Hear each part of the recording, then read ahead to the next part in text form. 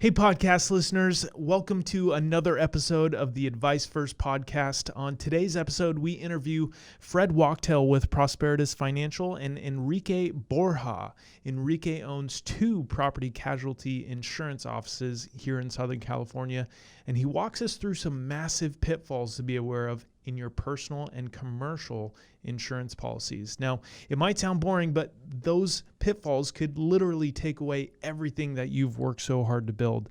And so that's why this conversation was extremely enlightening. I hope you enjoy.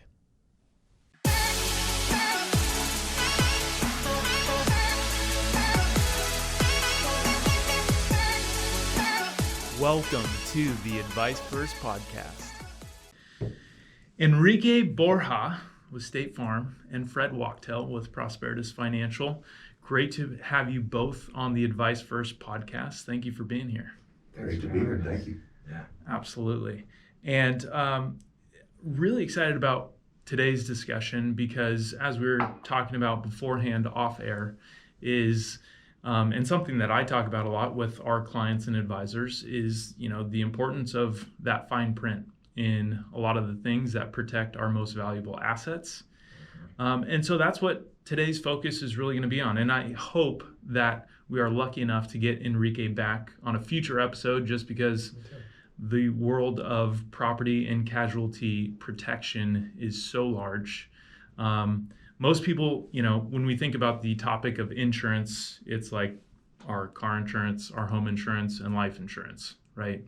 But as you both know, the insurance balance sheet can extend far past that.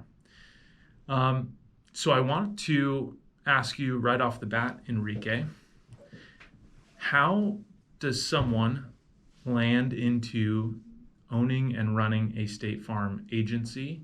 Because a question that's always asked is, how did you get into insurance? And I have yet to find someone that intentionally did that. So please help me understand. All right. Well, I can understand how people kind of end up, you end up doing insurance. It's almost like, hey, I tried everything else and it didn't work out. So this is sort of the best thing that I got left, right? Exactly. It seems to be sort of the consensus. I like helping people. So I was in the medical industry, which I didn't say that before, but I was in the medical industry, and I like the idea of having bedside manners. There's a lot of people who did not have good bedside manners. Their concept was more like, hey, here, this has got to be done, and I'm out. So I wanted to help people, and I didn't want to keep going to school for another 20 years. So started reading some books, went into the business world, real estate, saw the real estate movement, and then I wanted something that had less volatility, right? To provide for a family and all these things. So I actually sought out a career that had some ability to have residuals, ability to develop relationships with customers, and help, which is ultimately what I wanted to do. And that came from reading some good books and running another business. So I found the best company that I can go with, and that was State Farm. Yeah. And that's kind of how I ended up here intentionally. Yeah. Right. I could have probably done other stuff. Maybe not as good as what I'm doing now. Yeah. But this was intentional. Absolutely. I love that. Yeah. And I think it's the same for you, Fred, all about helping people. I've heard you say that many, many times. And so clearly that's why you two get along. And so the whole reason, let me kind of explain why there's 3 people in the studio and our relationship. Fred is one of our top advisors here at Prosperitas Financial. And so he and Enrique go back, years and years from these stories that I've been listening to off air.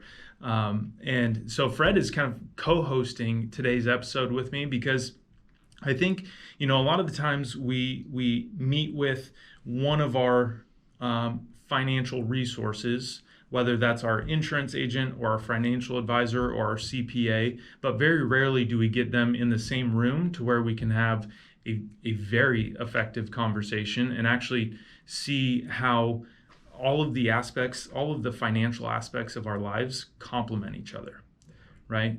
And so, Enrique, you love helping people.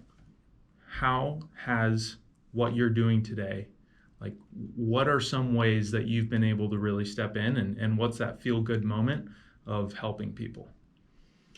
Well, I just had an experience, honestly, not too long ago. There was a new doctor that came on as my client. And the feel-good moment was when I got the call from her assistant after an accident. She had just been on a client of mine for, I want to say 15 days, maybe 20. And she's making a left turn, and there was a cyclist that she didn't see.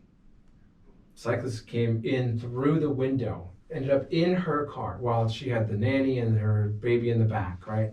Came in through the window, there was glass all over the doctor, the cyclist, so now she's got the Hippocratic Oath, right? She's got to go take care of this patient, if you will. Right. So she calls her assistant, the assistant calls me and goes, I'm so sorry to call you, but the insurance that you told us about is active, right? I'm like, absolutely, why, what's going on? She goes, well, this is what happened, gave me the rundown as I just described. And I knew in my heart, and I knew in my soul that I had made the right recommendations, that they trusted me because of the information that I provided. And I asked some of the questions about, their net worth, and we're going to get to some of that stuff. So the umbrella policy that they chose to have is that overarching policy that now they can rely on to prevent this individual and his set of lawyers from going after their assets, after her investments, after her house, because the house is in a personal name,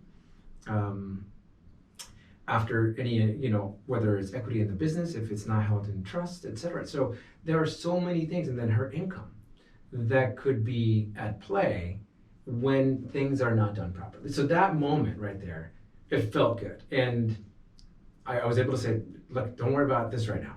Just help her out, get some good information, let's talk in a day, and let's get this all figured out. So those are the moments when it feels good. Absolutely. And you bring up such a great point with, yes, umbrella coverage, but ultimately the root cause that drives us to look at something like umbrella, and that is our liability, right? And so when we buy car insurance or we buy homeowners insurance, we think, we are protected from anything happening to that asset, when in much like the story you just shared, the biggest threat of getting in an accident with that vehicle or something happening within the house is actually the liability from a potential incident, right? Oh yeah, I mean, someone could buy insurance from any company, and the car that you have is typically rated so that that company can replace the car, can fix the car. It's the liability to a third party, right? To that other person, in this case, to the cyclist, to the pedestrian, to, we've seen the pileups on the 5 freeway when it gets foggy up north, the one that we had here in town in Santa Clarita, and the underpass where people died, and the truck jackknifed. These are things that you don't plan for, right? You don't wake up saying, all right, today is when I end up in one of those, right? Like, you just don't plan for it.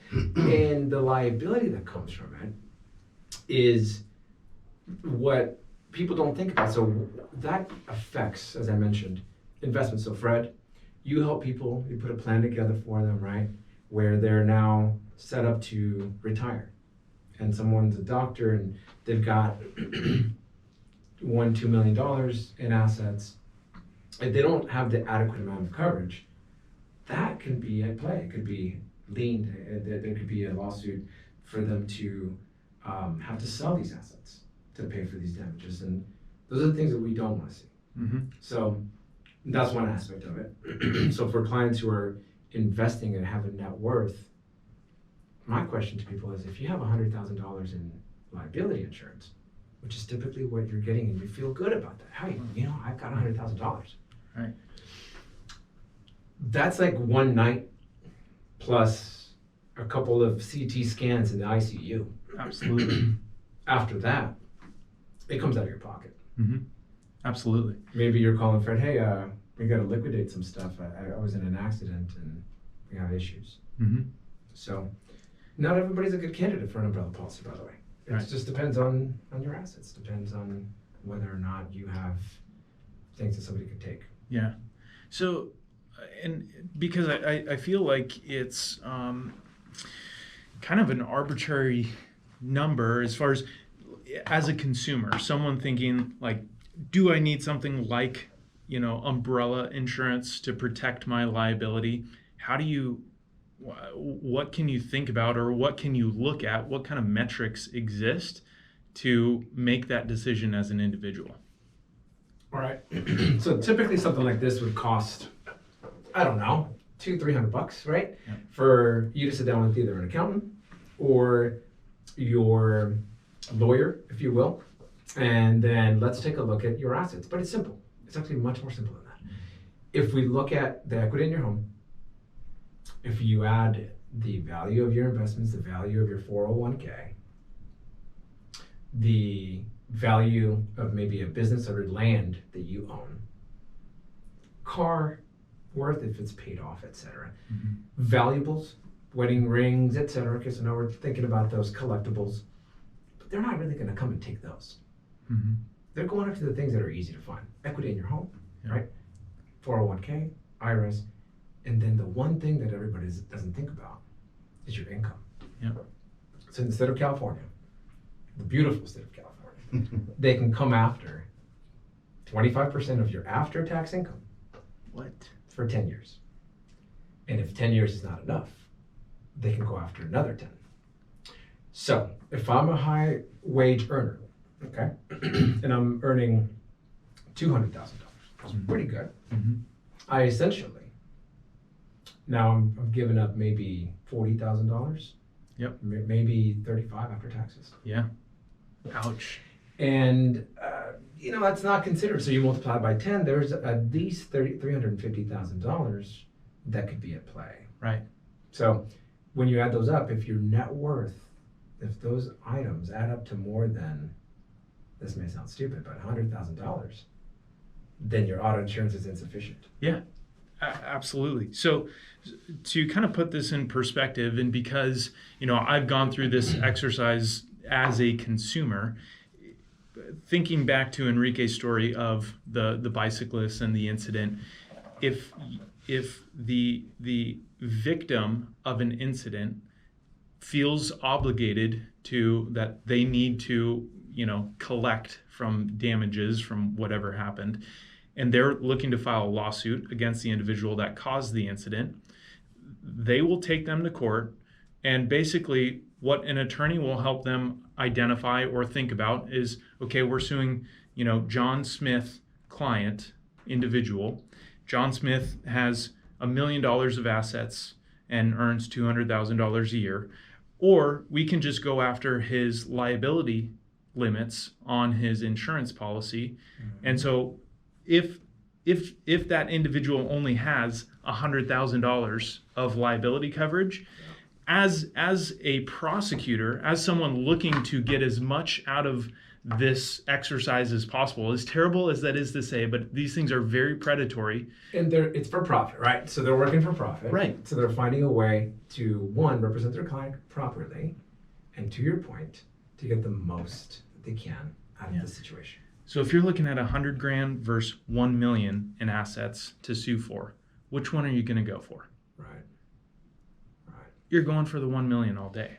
And to your point, if I'm a legal team, the path of least resistance is going to be to go after the umbrella policy. Because to have to file discovery, right? I've got to have discovery. I've got to find out what you own. Then you can delay that as long as you want to, because you don't have to respond to that demand for discovery ever. Your legal team does, and that could be 6 months down the road. Wow. Letters, phone calls, waiting. Yep. The scary part is that, what if somebody's really hurt? What if that person's really hurt? So, on every accident that we see on the road, you don't necessarily see the injuries, right? You don't see that because only about 3% of all accidents end up exceeding that $100,000 threshold. Wow. So, for the cost of an umbrella, which is roughly $300 to $500 a year, depending on your risk profile, if you have young drivers, and I tell this to people all the time, hey, you've got a young driver, your umbrella is going to be a little more expensive. But you know why? Because your 16-year-old Johnny, he is likely the one that will have a crazy accident. Right. And because he's a minor, Yep. that liability directly transfers to you, mom and dad. Wow. Wow. Okay? He doesn't have any assets, Yeah. and he's a minor. Who do you think they're going to go after? Absolutely. Okay. All day. I was 16, did some dumb stuff when I was 16, Yeah. and I'm just glad nothing happened. Yeah. Okay, so I didn't see Fred smiling over here. I'm sure he's I learned how done to drive like the Dukes of Hazzard when I was 16. They actually drove in New York. We even had a dirt road. Wow. Taking it sideways in a '74 Catalina. But again, at that age, you don't think about the repercussions of what would happen. You're invincible, and it does come down on the family. Yep. And I actually used Enrique, and I used a different insurance company. I believe we had whatever the state minimums were. We felt we were covered. Yeah. And he came over, looked at our stuff, looked at my net worth, and nicely told me I was an idiot and showed me why I needed the umbrella, and it was a game changer for me because it made me really realize I could lose everything I have. My family and I know I look very young, but I'm not, and we've spent a lot of years building this nest egg, so maybe 10 years from now we can retire. And that can disappear in a heartbeat, like literally one wrong turn, left turn, and all of a sudden you have nothing. And and like you said, it wasn't that much more to throw the umbrella on, and it was educational. So. Yeah, and I appreciate that. I appreciate you bringing that up. It's the people that are afraid of the cost that don't ever actually go out and seek it. Mm-hmm. I think from what you mentioned, you are an expert in disability insurance. A lot of folks are so scared of the cost Mm-hmm. Absolutely. that they close their eyes and walk away. Yep. And I feel like that's what happens with an umbrella policy. You don't know how many times I'll ask someone, like, have you ever heard of an umbrella? Oh yeah, I have heard about it. And they sort of trail off like, oh, this is going to be expensive, right? Like, Yep. I don't want to know about this. Right. And I just want them to be aware. My whole purpose of this is to help people, right? So if I can give you good information, whether you use that today Mm-hmm. or you use that in the future, it's still good information. So I try to be, I think what we do is we're curators of information. Yep. My job isn't to, sell something or change people's lives that way. Right. It's to provide the information so that they make those choices for themselves, right? So that's kind of what I see. I do a lot of reading, I do a lot of studying, I do a lot of upkeeping with what's going on so that I can answer those questions. You know what I mean? Yep. But do you find that that's kind of the case? People go, I don't know if I want to know this cost, right? All the They say it time. All the time. And it's and the other part that's difficult is you can educate them until you're blue in the face, but every bit of education still doesn't change the dynamics of what's going on in their financial lives. So it's hard because I'm the same way. I will educate so they can make an informed decision, but it's you want protection to exist for them, but you can't make the decision for them necessarily. Right, and it does cost a little more. To your It does. point, it costs a little more. Well, we saw the value in it, and that was the thing, is we saw the value. And that's it right there. And trust me, that my new client, right, the doctor, she got to experience the client, the value. My hope is that other people don't have to live that experience to see the value. Yeah. Right. So it's not like, oh man, this happened and I didn't have the coverage. Yeah. Okay. I had another client. She was making a right turn. It was raining. This kid was running to get out of the rain. I don't know if he was going to get the bus or what it was, right? Yeah. When you're making a right turn, you're looking to your left. Right. Okay. Yeah. As she's looking left and starts going, hits the kid under the car. Wow. So she didn't have an umbrella policy. Very different outcome. Right. Yeah. And is that a not ourselves kind of moment? Could that happen, right? So Right. so what I want to talk about next is, what do you look for what kind of policy language? I think you mentioned this earlier off air, how like a lot of people don't really know what's in an umbrella policy or in any kind of policy. They don't read it to begin with. They trust maybe what they read or hear, and I feel like there's so much misinformation online right now. Yeah. That how do you sort through it? Yeah. So I kind of want to go through like, what do you look for? Absolutely. I mean, if you Google search anything, you're drinking from a fire hydrant, and like the thing that, you know, the internet brings us so much access to information. Yeah. The problem that we have now is, okay, which pieces of the information are right for me as an individual, and that's where it helps to talk to someone who can understand your specific situation. But to what you're saying, and I don't know that we ever answered it. It's like you want ultimately an umbrella policy protects your liability, right? It's something that somebody could go after that protects your assets. They're going to go after the insurance policy instead of your assets. Instead of your assets, correct. So the purpose of it is so that you have a sacrificial lamb, if you will. Okay, we will be that as an insurance company. So what do we provide? We provide legal representation. Why? Because that's a $1 million, $2, $3, $4, $5 million that's on the table, right? Not your money, it's ours. So we don't want you to hire Joe Schmo, an attorney, right? And then we end up paying. Absolutely. So we're going to bring in our top attorneys to represent you and essentially us, so that we can mitigate and try to, you know, negotiate this thing as much as we can, right? And we're going to settle in some way, shape, or form because if it was your fault, right? Yeah. We're going to have to pay. Absolutely. We're going to try to find ways. I'll be honest, insurance companies will find ways not to pay if it's legitimate.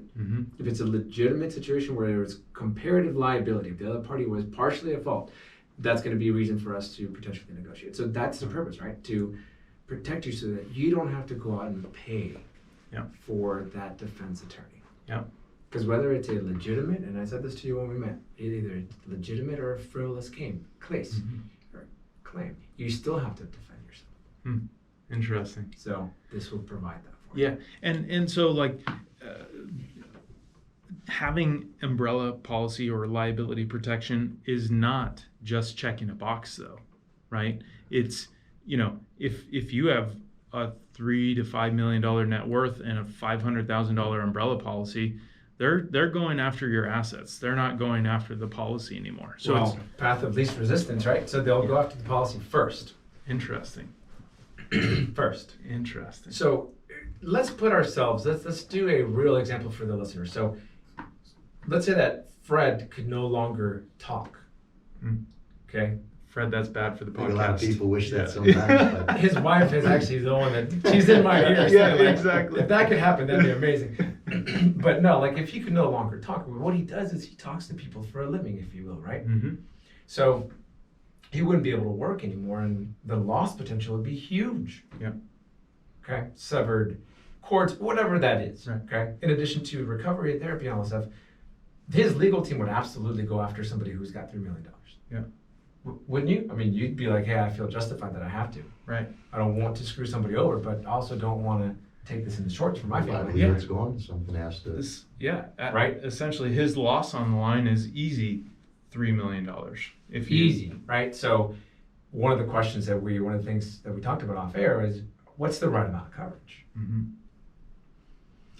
And it just depends on your net worth, right? So for a lot of people that live in Santa Clarita, and if you've got a retirement plan, $1 million might be enough. But if your equity and those items that we talked about, that list that we talked about, exceeds $1 million, for our company, I'm not sure about the others, but I believe that most companies, it's a tiered coverage. So it goes from 1 to 2 to 3. It doesn't go like, your value today is $2.3 million, so here's a $2.3 million umbrella. So you sort of have to jump up to the next tier, which might be a $3 million umbrella. There comes a point, though. I have a client who's worth $15 million, right? In a lot of real estate. And some of it is through trusts and estate and so forth. But he's smart enough that he knows that if his son hurts someone, they can come after him, and then he'll have to defend himself and all that. So he wanted a $15 million umbrella. And I said, well, you know, why? Why, Barry? Why would we do that when the life of an individual, if you killed one person, they likely will come after maybe with $2 million, say 3. Why don't we go with $5 to $10 million umbrella? Mm-hmm. Which one do you feel better with? Let's go with 10 he wanted. I said, okay, perfect. Let's go with $10 million umbrella. Because there's no point in insuring 100% of your net worth after a certain point. Why is that? Well, because you've got to be really intentional about what you're doing. You got to be running a lot of people over, right? Like, you got to really be taking out a lot of people. It's almost like you got to throw it in drive and just go, baby. And we, I trust that my clients are not going to do that. And by the way, an umbrella policy is not going to cover it if you do it intentionally. Interesting. So you know how you're seeing the rioting right now and the people that are blocking the road and stuff, and some people are kind of plowing through that. Right. That's intentional. Wow. Wow, that's tough. If I intentionally punch my neighbor in the face and he falls down and hits the brick and dies, my umbrella will not cover me. Yeah, but you got a great right hook. I mean, I could go to jail and maybe not be. That was bad to say, I'm sorry. that was pretty funny. I was going to go down a really weird path. But but for real, it's just intentional stuff. It's not covered. Yeah. You hear that, Fred?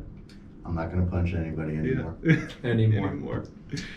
I run through crowds of people, my friend. Fred, what do you find with clients? Like, are you talking about their property casualty coverage? Do they ask you about liability or like the exposure of any of the assets they have with you? We do have conversations about that, and a lot of my clients are smart enough to understand the assets they have, and they do prepare for that.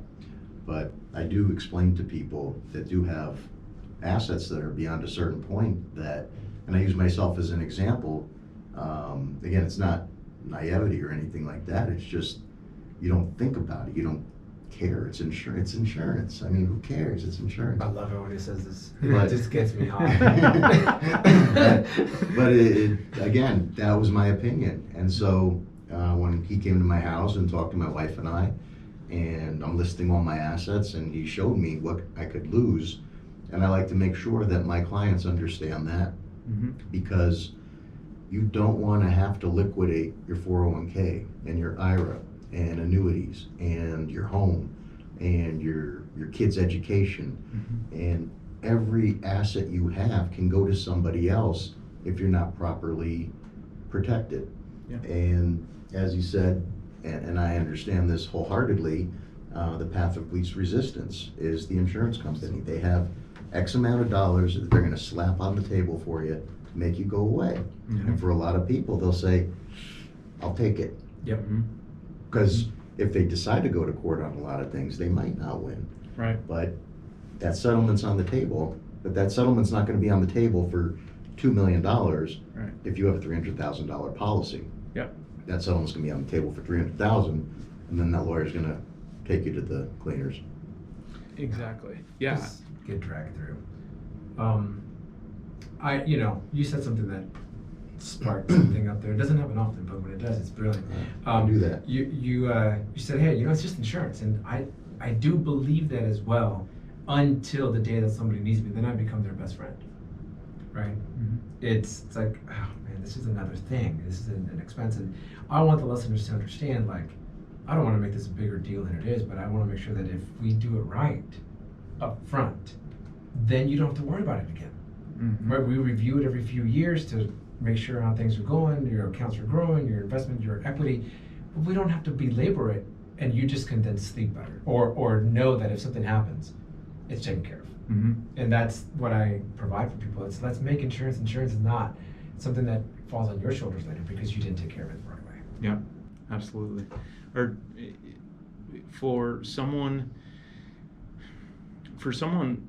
thinking about making that decision for the first time, but they're still kind of in between, like, is umbrella coverage one of those things where you can at least get started, and it doesn't have to be perfect for the first, right out of the gate, but having something is better than nothing? Or is it kind of, if you're going to do it, like the design only works, right, if you do it right? Is it?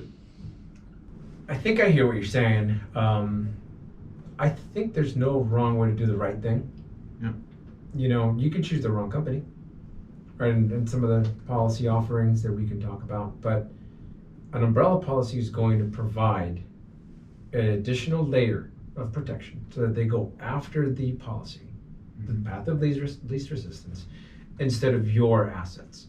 So I don't think that would be the wrong thing. If somebody were to get started and they found a company that would provide them that coverage because they knew that they have assets greater than $500,000 that they don't want to leave out there unprotected, then it would be the right thing. What they want to be mindful of is deductibles. So a lot of umbrella policies will require you to pay the first $25,000. Well, there goes your defense expenses, right? They're basically wanting you to take care of that. Other times it's the first 10%. Okay, that's super high. Or $10,000. Sometimes it's $5,000. The right companies will give you one deductible, and that's going to be on the underlying insurance. So some people don't realize that if they don't tell the insurance agent that they have these things. So for example, I've got a client who has a boat, and he doesn't insure it. He only insures it when he's going to go use it, right? So throughout the year, the boat's being paid, and he doesn't insure. He doesn't want. He's like, I'm just wasting my money.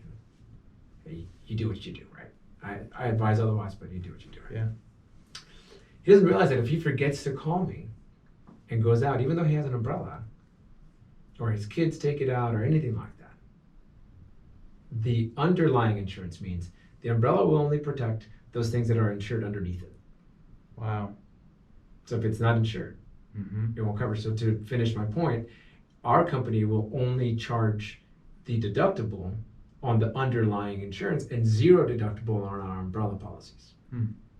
Wow. Therefore, if you don't have, for example, a lot of people buying the side-by-sides. Those are really popular right now. Hey, COVID, let's go to the desert and let's go do the side-by-side situation. Those are fun. Take the family. There's a lot of people out there drinking and driving. There's a lot of people out there being wild and crazy, Wild West. You're out on dirt.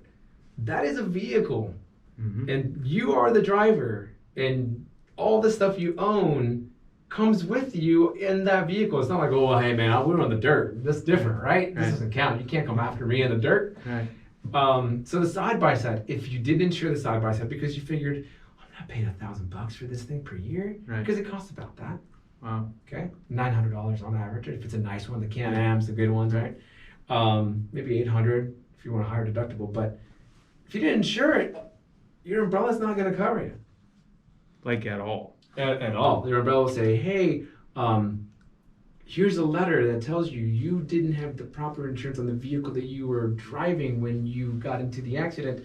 So we apologize. We sincerely love you, but we're not going to cover this thing. And that's so interesting too, because it's like insurance companies always come across as the bad guys, and there's stories that go both ways.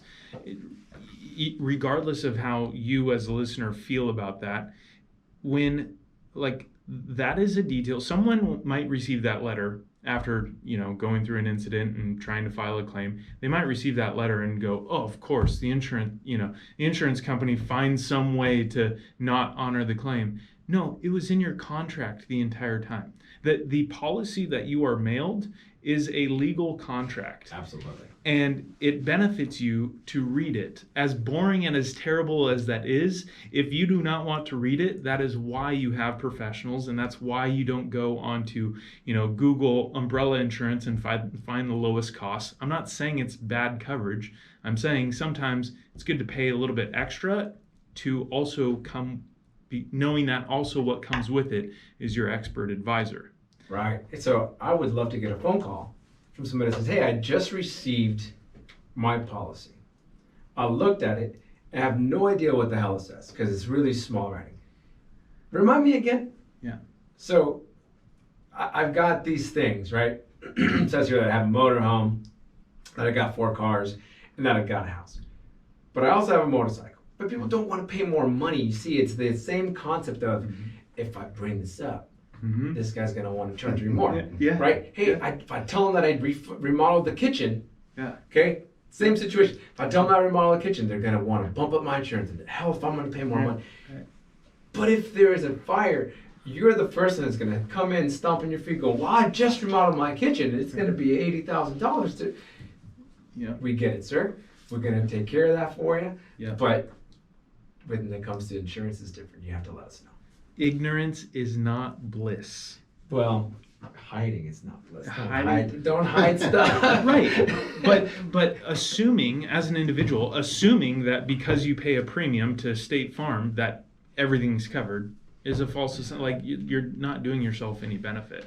So honestly, as a Hispanic, there's a lot of Hispanics that get taken advantage of. Enrique is Hispanic? Well, no, it's more French. It's French Canadian. I'm just as surprised as you. Fred is Hispanic? It's Federico. It's French Canadian, but it's Enrique. They get taken advantage of. Someone does not read the contract or tell them what's going on in the contract for them, right? Mm-hmm. And the idea of full coverage. You've heard that, right? Yep. I've got full coverage. Right. Absolutely, all the time. That is so misleading. Mm-hmm. Because that means so much to you, and it can mean such a different thing to Fred. Right.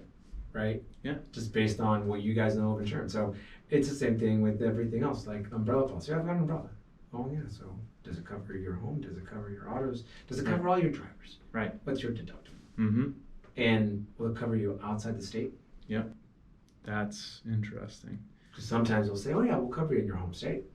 Will it cover you if you rent a car? That's what I was just thinking. If you go up to Seattle and rent a boat and take it out on the lake, like What happens? Yeah. With us, it does. What if you go to Hawaii? People go to Hawaii all the time, right? Mm-hmm. When you're in Hawaii, you rent a Jeep. Yeah. Right?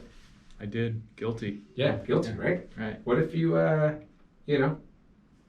Mm-hmm. do something stupid? Mm-hmm. Back into a hut that falls down or something like that. Something dumb, you have to pay for some large amount of money. Yeah. But Absolutely. is your umbrella gonna cover you? Okay. So Those are the things that we do. liability protection and protecting those liabilities with an umbrella policy. I know this is probably the most exciting episode you've listened to yet. There's more to come. But there's plenty more to come. But this is important things these are important things to understand and wrap your mind around, as painful as it might be to think about. Like, it ultimately will determine if, while you're on that path to getting to your financial goals, will you have a point in time where everything is ripped from you and you are starting from scratch at 48 years old with 25% garnished wages, right? So that's why it's important to have these conversations and figure out what is going on in your financial life.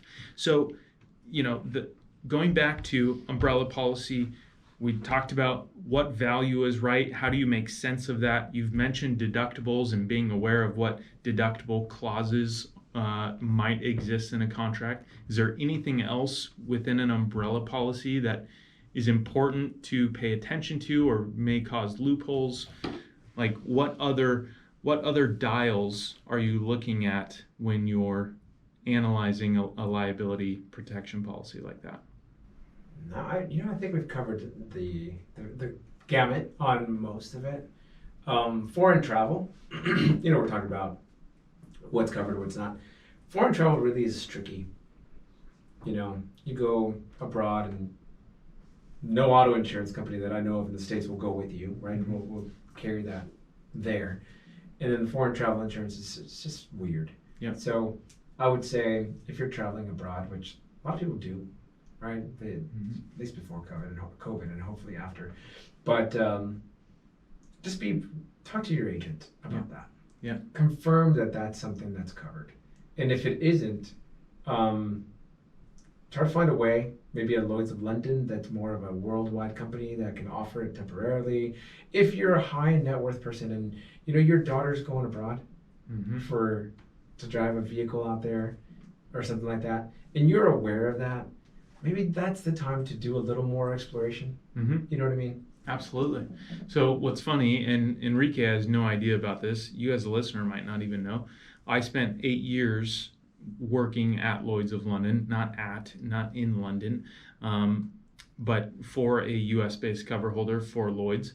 And this was something that came up all the time, is when their children, a high net worth individual, if their children are studying abroad, kidnap and ransom was one of the most popular risk placement tools that a lot of those individuals would buy. And it's exactly for that reason, because sometimes their children are targeted.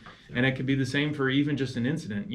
Maybe they're not kidnapped, but maybe people decide, hey, that I know who that person is. I'm going to go jump in front of that car and cause that problem. Right. So yeah, you have a target on your back. As you know, if you've accumulated wealth in your life, that's one of the potential threats of public living.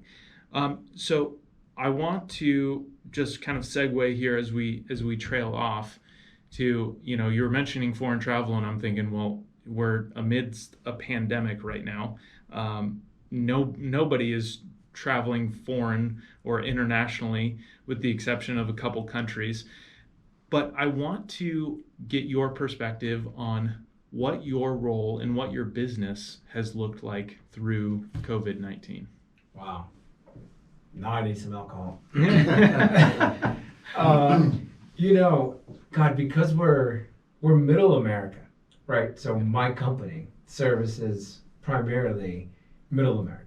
And in California, we've had some challenges, some big challenges in terms of not going to work.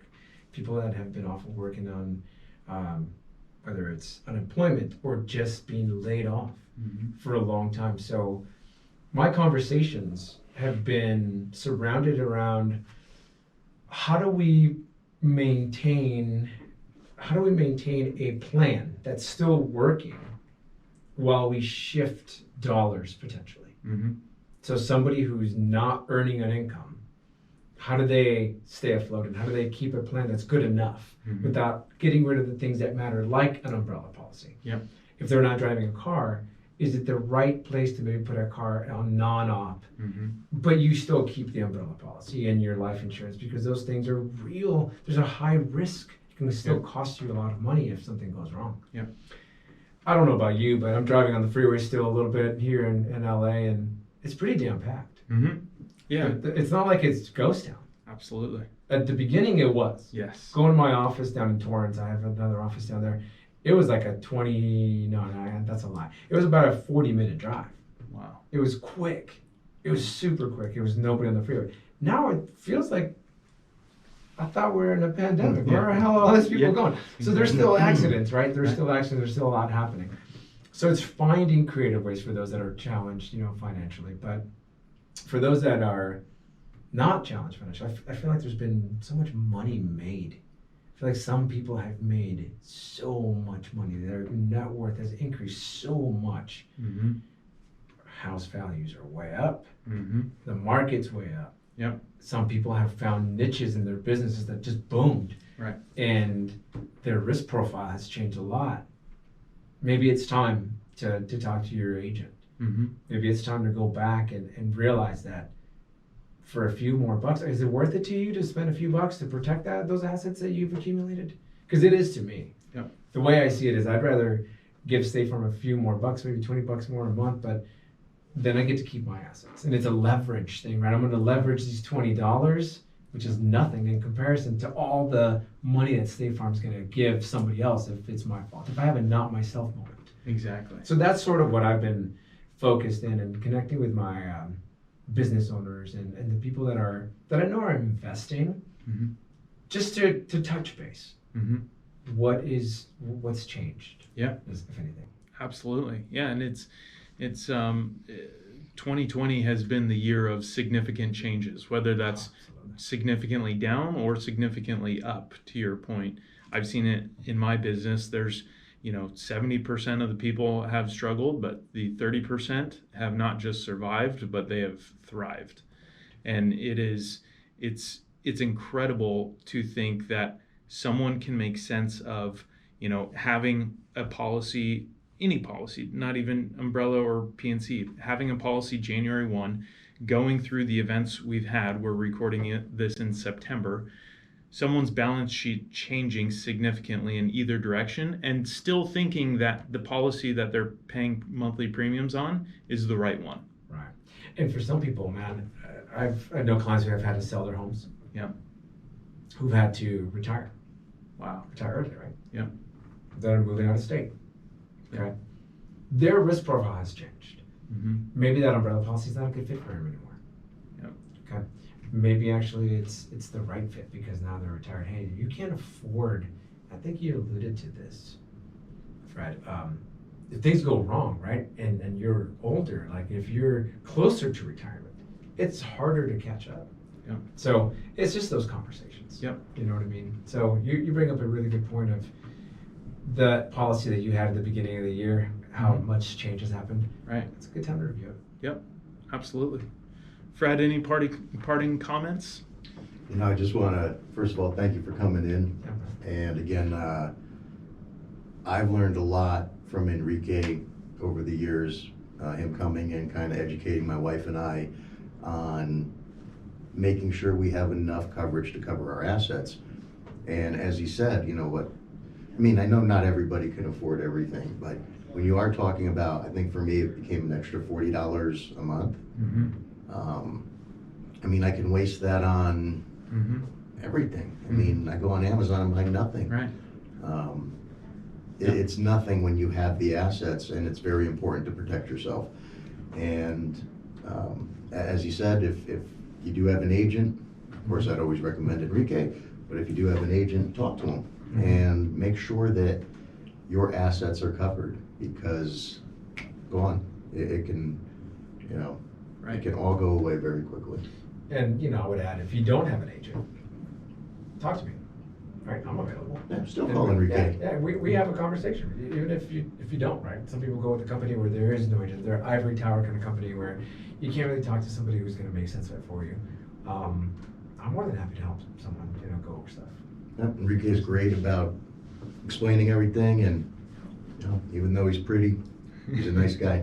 I don't know if I should say thank you or the word just starts with F. You. Enrique, how can people find you? There's a lot of ways. Yeah. Don't call Fred. Well, Fred's a great point of reference, since a lot of this is his audience, but obviously online. Yep. BorjaInsurance.com, through StateFarm.com here in Santa Clarita and in Redondo Beach. You can call me, right? Call my number. I'm happy to share that. And primarily online. There's Facebook. There's also social media, right? And yep. There's Yelp. Yep. Good reviews. Good stuff out there. Yelp.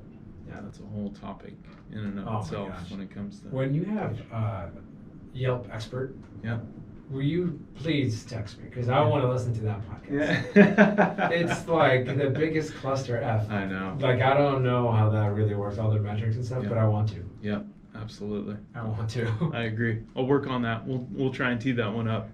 Someone in marketing or something. Awesome. Well, you heard it. BorjaInsurance.com. That's BORJA Insurance.com. That's where you can find Enrique and Fred. And Enrique, really enjoyed you being here today. Thank you so much for having us. Awesome. Take care.